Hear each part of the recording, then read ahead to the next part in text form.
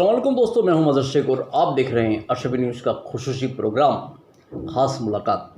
दोस्तों, जैसा कि आप जानते हैं कि हिंदुस्तान में वक़्फ़ की जो मिल्कियत है वो कहते हैं कि तीसरे नंबर के मकाम पर आती है, यानी इतनी ज़्यादा मिल्कियत जो है वो वक़्फ़ की है। लेकिन आज के मौजूदा हालात क्या हैं वक़्फ़ को लेकर? काफ़ी विवाद भी इसके बारे में उठ रहे हैं, कब्रिस्तान की ज़मीनों को लेकर, वक़्फ़ की ज़मीनों को लेकर। इन्हीं सब बातों पर आज हम जानकारी लेंगे। हमारे साथ खुसूसी मेहमान जो हैं जनाब सूफ़ी अनवर साहब, जो कि हाई कोर्ट में एडवोकेट हैं और काफ़ी अच्छी मालूमात रखते हैं वक़्फ़ के बारे में। तो सूफ़ी साहब, आपका इस्तकबाल है। Thank you. सूफ़ी साहब, सबसे पहले तो ये बताइए कि जिस तरीके से बताया मैंने कि वक़्फ़ की जो मिल्कियत है वो देश भर में जो है वो तीसरे नंबर पर आती है, तो आज़ादी के पहले इसके क्या हालात थे और फ़िलहाल मौजूदा क्या हालात हैं? देखिए, हिंदुस्तान जब से आज़ाद हुआ तो उसके पहले ब्रिटिश गवर्नमेंट हुआ करती थी। तो उस दौरान में एक जागीर एबॉलिशन एक्ट हुआ करता था और जागीरें सबकी होती थी। और उस दौरान में बड़ी बड़ी जागीरें जो हिंदुस्तान में नवाबों की, राजाओं की बड़ी बड़ी जागीरें होती थी, उसमें से जो जागीरों के अंदर से मुसलमानों की जो कफन दफन के लिए या कोई बड़े बुज़ुर्ग जो होते थे, पीर सूफ़ी जो होते थे, उनको गिफ्ट करके वो जो ज़मीनें उनको नजराने के तौर पे दी जाती थी। तो वो ज़मीनें जो थी बादशाहों के ज़माने में, नवाबों के ज़माने में, राजाओं के ज़माने में यहाँ पे दी जाती थी। अब उसका जो एडमिनिस्ट्रेशन जो करने वाले जो होते थे वो चंद लोग होते थे। तो उसके बाद ब्रिटिश गवर्नमेंट ने पहली बार 1943 के अंदर ये पूरा औकाफ की मिल्कतों का एक सर्वे करवाया। उस दौरान में 4 प्रेसिडेंसी कोर्ट मतलब कि हाई कोर्ट होती थी और एक सुप्रीम कोर्ट पूरे इंडिया में होती थी। तो ये 4 प्रेसिडेंसी के जो इलाके होते थे, एक जैसे गुजरात जो होता था वो मुंबई प्रेसिडेंसी में आता था। तो ऐसे सारे इलाकों का पूरा एक सर्वे हुआ और उसका एक गेजेट पब्लिश हुआ कि जिसमें हज़ारों एकड़ जो ज़मीन जो थी, लाखों एकड़ ज़मीन जो थी, वो ज़मीन वक़्फ़ की घोषित की गई। अब उसके बाद 1943 के बाद ये सर्वे हुआ, गेजेट हुआ। उसके बाद हर एक ज़िला के मजिस्ट्रेट जो उस टाइम पे जो डिस्ट्रिक्ट कोर्ट हुआ करती थी, डिस्ट्रिक्ट कोर्ट ने ये सारा सर्वे करके गेजेट हर सिटी, हर ज़िले का पब्लिश किया। और उसके बाद जो ज़मीनें जो थी वो ज़मीन के जो संचालन, उसका वहीवट जो था वो ट्रस्टियों के हाथ में सौंपा गया। अब वो उसके बाद क्या हुआ कि ट्रस्टियों ने अपनी मनमानी करते हुए किसी ने ये ज़मीन बेच दी, किसी ने वो ज़मीन बेच दी, किसी ने ये कर दिया, किसी ने वो कर दिया। तो कुल मिला के जो वक़्फ़ का जो मामला जो था, जो एक उसका परसेप्शन था, वो कोई उसका सही तरह से उसका अमलीकरण नहीं हुआ और वो मिल्कतें रफ़ा दफ़ा होनी शुरू हो गई। अब उसके बाद गवर्नमेंट ऑफ इंडिया ने पूरा ये वक़्फ़ एक्ट बनाया, जिसके तहत हर एक स्टेट को, जैसे गुजरात राज्य में 1995 के अंदर वक़्फ़ एक्ट आया, उसके पहले जो हमारे पास आज़ादी से लेकर अब तक 95 तक चैरिटी कमिश्नर के अंदर सारी प्रॉपर्टी होती थी वक़्फ़ रजिस्ट्रेशन के, वक़्फ़ की भी सारी। तो उसको एक अलग करके एक अलग से वक़्फ़ बोर्ड बनाया। और वक़्फ़ बोर्ड बनने के बाद जो है वो सारे मुस्लिम ट्रस्ट, दरगाहों के, मस्जिदों के, मदरसों के जो भी ट्रस्ट और ट्रस्ट की मिल्कतें जो भी है वो वहाँ पे ट्रांसफ़र हुई। अब उसका एडमिनिस्ट्रेशन जो है वो वक़्फ़ बोर्ड के पास आया। लेकिन बदकिस्मती को, मुसलमानों की ये बदकिस्मती को या कुछ भी को, कि वक़्फ़ बोर्ड के अंदर जो उसका सही तरह से उसका एडमिनिस्ट्रेशन होना चाहिए था वो हुआ नहीं। और वो मिल्कतें जो पहले तरह से जो बिकती थी, जो मुसलमानों की जो एक सहूलियत के लिए जो काम थी, कब्रिस्तानों की मिल्कत थी, उसके अंदर एजुकेशन के काम हो सकते थे, बहुत सारे काम हो सकते थे, लेकिन वो काम हुए नहीं। और जो वहाँ के जो ट्रस्टी जो थे उनकी मनमानी, बेचना, वो सब चालू रहा। 95 का ये जो एक्ट आया उसके बाद भी ये सब चीज़ें कम नहीं हुई। उसके बाद 2013 में सेंट्रल गवर्नमेंट ने ये कानून बनाया कि कोई भी मिल्कत, कोई भी प्रॉपर्टी वक्फ की बेचना जुर्म है और वो कानूनी तरीके से वो वैलिड नहीं है। और साथ ही साथ वक़्फ़ ट्रिब्यूनल की एक रचना की, ताकि पूरे गुजरात के या पूरे हिंदुस्तान के जो भी राज्य है उनके अंदर वक़्फ़ ट्रिब्यूनल उसका सही तरह से उसका इस्तेमाल हुआ है या नहीं हुआ, वो देखने की उसको सत्ता, अपीलेट अथॉरिटी के तौर पर उसको सत्ता दी। गुजरात के अंदर पहले ये होता था कि 95 के एक्ट के अंदर पहले जैसे वक्फ बोर्ड से कोई आदमी अगर उसको न्याय नहीं मिला या नाराज़ है तो उसको अपील करने का जो पावर था वो डिस्ट्रिक्ट कोर्ट में था। तो डिस्ट्रिक्ट कोर्ट में से सारे जो केस, अलग अलग केस थे, कई सालों से चलते थे, लेकिन उसका डिसीजन नहीं आता था। तो वक्फ ट्रिब्यूनल में 2012-13 के जो 14 के जो अमेंडमेंट आने के बाद सारे गुजरात में से सारे जितने भी जो वक्फ रिलेटेड केस थे वो आ गए ट्रिब्यूनल के पास। अब ट्रिब्यूनल जो है एक कॉन्स्टिट्यूशन अथॉरिटी है, एक बंधारणीय सत्ता है जिसको क्वासी जुडिशियल अथॉरिटी कहा जाता है। तो वो जुडिशियल अथॉरिटी ने आके अपना जो काम जो है पूरे गुजरात के औकाफ का जो मामला जो है वो देखना शुरू किया। अब उसमें ये सारे काम जैसे जैसे आते गए, काम आते गए, ऐसे पहले भी एलिगेशन लगे कि पहले 26 प्रॉपर्टियाँ बिक गई, फिर बाद में एलिगेशन हुए कि इतनी प्रॉपर्टियाँ बिक गई। तो वो चीज़ रिकॉर्ड पे कब आई? जब ट्रिब्यूनल का अस्तित्व सामने आया। ट्रिब्यूनल अगर नहीं होती तो ये चीज़ कभी सामने नहीं आती। तो ट्रिब्यूनल का जो मामला हुआ उसके बाद ये सारे मेरिट के ऊपर डिसीजन आने शुरू हुए। डिस्ट्रिक्ट जज लेवल का ऑफिसर यहाँ पे बैठते हैं, जुडिशियल ऑफिसर बैठते हैं, उनके साथ एक गवर्नमेंट का नुमाइंदा जो रेवेन्यू का जानकार होता है वो बैठता है, और एक पब्लिक फोरम का एक बंदा होता है। ऐसे करके 3 लोगों की पैनल बैठती है, और ये 3 लोगों की ट्रिब्यूनल जो है ये बैठ के सारे केस को अपने मेरिट के ऊपर डिसाइड करती है, ना कि किसी के बहकावे में आके या किसी के इन्फ्लुएंस में आके ये करती है। अब ये मामलों के साथ साथ जो 43 का जो मामला जो था, जो सर्वे जो था, वो 75 ईयर्स तक अभी तक कोई रीसर्वे हुआ नहीं।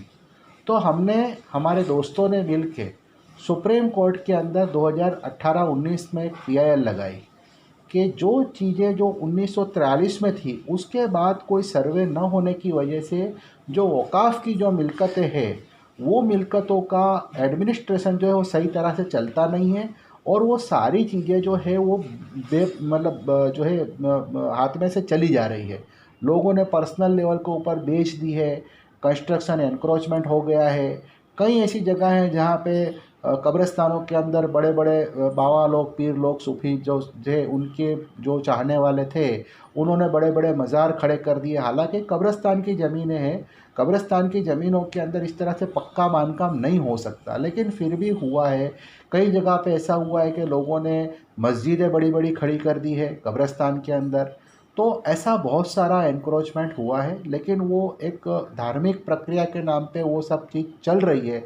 लेकिन दरअसल देखा जाए तो ये इस्लामी तौर तरीके से भी गलत है और कानूनी तौर तरीके से भी गलत है।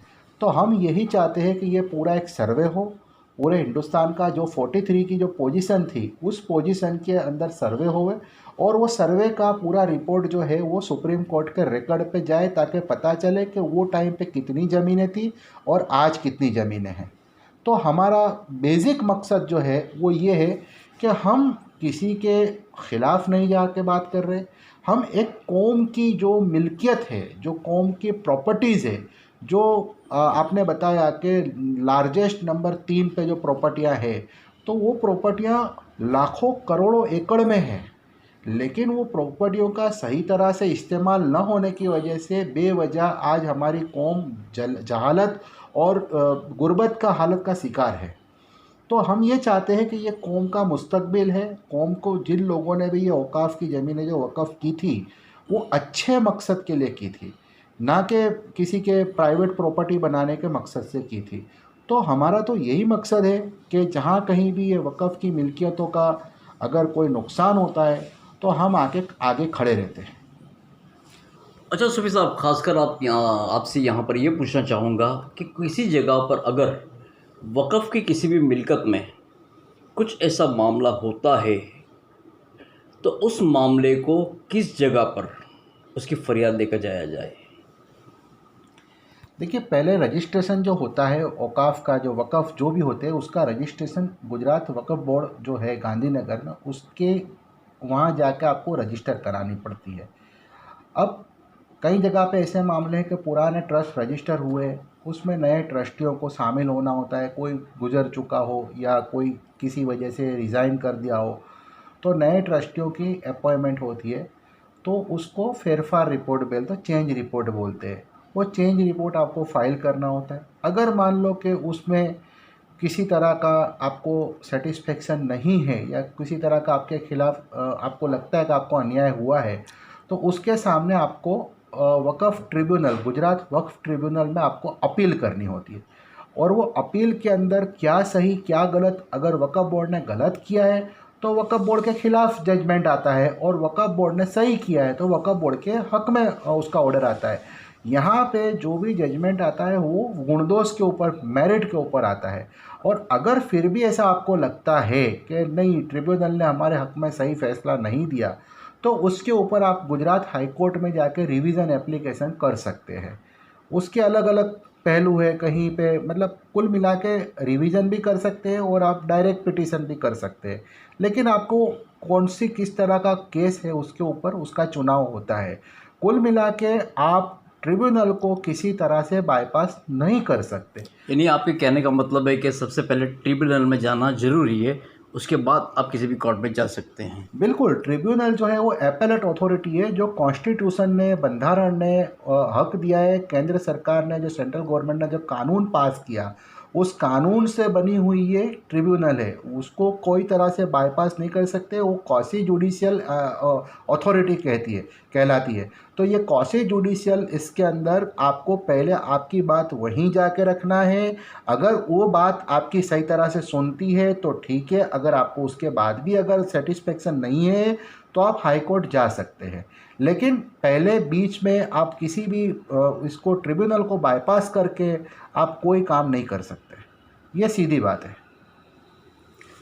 अच्छा सुफी साहब, एक बात आपसे खासकर यहाँ पर और पूछूंगा कि आपने जो फ़िलहाल जो एक बताया कि सुप्रीम कोर्ट में एक पीआईएल दायर की है और उसके मुताबिक सर्वे जो है वो शुरू हो चुका है, तो इसके ताल्लुक से आप क्या चाहते हैं? देखिए, सुप्रीम कोर्ट ने पिछले 2019 से हमने ये पीआईएल की थी, हमारे सब पूरे ग्रुप ने मिलके, जिसमें एक पिटिशनर हमने तैयार किया जो सुप्रीम कोर्ट में ही एडवोकेट है, और वो उन्हीं के हाथों से हमने पीआईएल की है, और वो खुद ही पार्टी इन पर्सन है। तो पूरे हिंदुस्तान का हम ये चाहते हैं कि जो 1943 का जो सर्वे जो हुआ था 1943 में, वो सर्वे के मुताबिक आज किसी भी सरकार ने, चाहे कांग्रेस की सरकार हो, चाहे कोई और सरकार हो, चाहे कोई और सरकार हो, मैं किसी भी सरकारों का नाम, लेकिन 75 साल में इतनी उदासीनता रही इन सरकारों की मुसलमानों की प्रॉपर्टियों के प्रति या मुसलमानों की मिल्कतों के तरफ, तो उन्होंने किसी तरह का कोई ध्यान दिया नहीं। इसकी वजह से क्या हुआ कि जो मिल्कतें, जो हमारी जो प्रॉपर्टीज़ जो थी, जो इतनी मतलब ट्रिलियन मिलियन की जो प्रॉपर्टी थी, वो आज बेकार में ज़ाया हो गई। अब हम ये चाहते हैं कि ये हुकूमत कोई भी आए, हुकूमत कोई भी जाए, लेकिन सवाल ये है कि आपको रिकॉर्ड तो रखना पड़ेगा कि ये प्रॉपर्टी उस टाइम पे 43 के अंदर इतनी प्रॉपर्टी थी, तो अब कितनी प्रॉपर्टी है।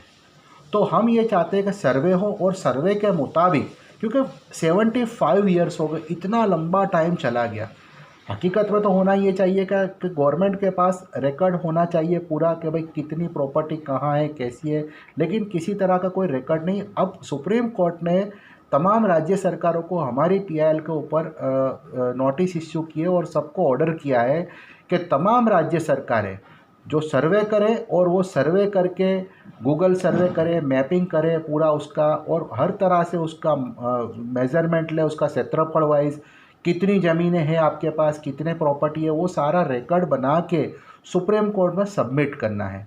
तो सुप्रीम कोर्ट ने कुछ वक्त दिया है, अब वो नेक्स्ट हियरिंग आने वाले वक्त में होगी। लेकिन कुल मिला के हमारा मकसद ये है कि जो कौम की मिल्कत जो है वो कौम के पास रहे। जो जिन लोगों की बददानत है या जो लोग मिल्कतें हड़प करना चाहते हैं, ऐसे लोगों से ये कौम की मिल्कतों को हम दूर रखें। और आज दुनिया में भाई भाई का नहीं होता, सगा सगे का नहीं होता, तो ऐसे हालात के अंदर ये कौम की मिल्कत आने वाले वक्त के अंदर, आज हमारे पास कब्रिस्तान नहीं है, कब्रिस्तान जो है तो वो छोटे हो गए हैं यही एनक्रोचमेंट की वजह से। तो आने वाले 10 साल 15 साल 20 साल के अंदर हमारे पास जब कोई प्रॉपर्टी नहीं होगी, ज़मीन नहीं होगी, तो हम दफन कफन कैसे करेंगे? आने वाले वक्त के अंदर हमारी आने वाली जो पीढ़ियां हैं उन पीढ़ियों के लिए हमको काम करना है। नई प्रॉपर्टियां, नई मिलकतें बसाने से तो हम रहे, नए कब्रिस्तान 3 एकड़ की मर्यादा में हमको मिलते हैं गवर्नमेंट से, वो भी काफ़ी जद्दोजहद करनी पड़ती है। लेकिन जो हमारी प्रॉपर्टियां हैं उसके ऊपर भी एनक्रोचमेंट हो चुके हैं। तो ऐसे लोगों को हम कैसे माफ़ करें कि जो लोगों ने हमारी कौम की मिलकतों पे कब्जा कर रखा है? तो हम ये चाहते हैं कि ये कौम के मिलकतों पे से कब्जा दूर हो, एनक्रोचमेंट ख़त्म हो और आने वाले 25-50 साल के अंदर जो भी हमारे समाज का जो काम है वो सही तरह से उसको इस्तेमाल किया जाए। तो दोस्तों साथ साथ बातों का सिलसिला जारी रहेगा। पर लेते हैं एक छोटा सा ब्रेक, मिलते हैं ब्रेक के बाद।